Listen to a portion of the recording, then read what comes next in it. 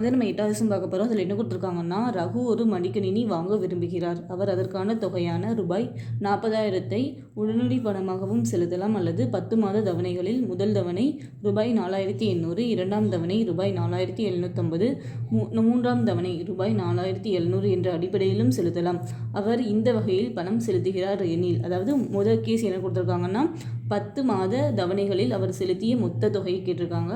அடுத்தது ரெண்டாவதுல என்ன கேட்டிருக்காங்கன்னா, மாத தவணை அடிப்படையில் பணம் செலுத்தும் பொழுது அவர் அசலை காட்டிலும் கூடுதலாக செலுத்திய தொகையை ஆகியவற்றை காண்க அப்படின்னு சொல்லியிருக்காங்க. இப்போ வந்து ஃபஸ்ட்டு என்ன கேட்டிருக்காங்கன்னா, சம்மில் 10 மாத தவணைகளில் அவர் செலுத்திய மொத்த தொகை அப்படின்னு சொல்லி கேட்டிருக்காங்க.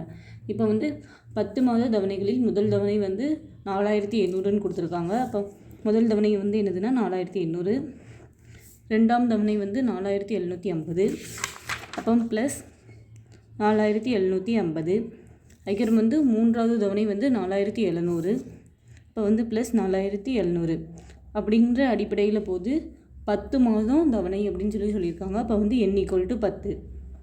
அதாவது 10 மாத தவணையில் அவர் செலுத்திய மொத்த தொகையை கேட்டிருக்காங்க. அப்போ வந்து மொத்த தொகையை நம்ம கண்டுபிடிக்கிறதுக்கு என்ன ஃபார்முலா இருக்குன்னா, Sn = n/2 2a + n - 1 × d. இப்போ இதில் வந்து n வந்து நமக்கு 10 மாதம்னு தெரியுது.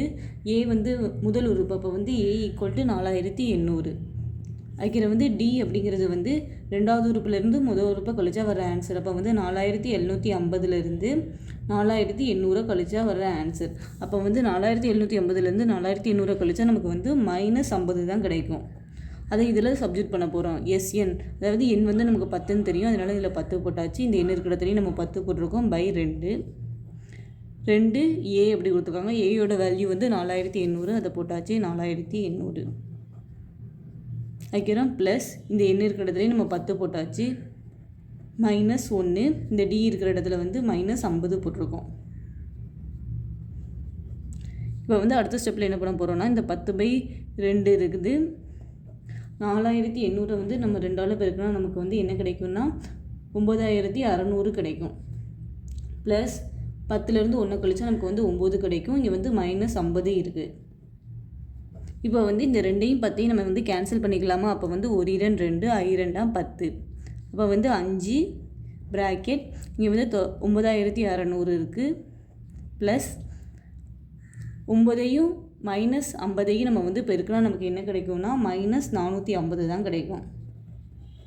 இப்போ வந்து அடுத்த ஸ்டெப்பில் என்ன பண்ண போகிறோம்னா, இந்த 5 அப்படியே வெளியே இருக்குது. இந்த 9,600லேருந்து நம்ம 450 வந்து மைனஸ் பண்ணால் நமக்கு என்ன கிடைக்கும்னா 9,150 கிடைக்கும்.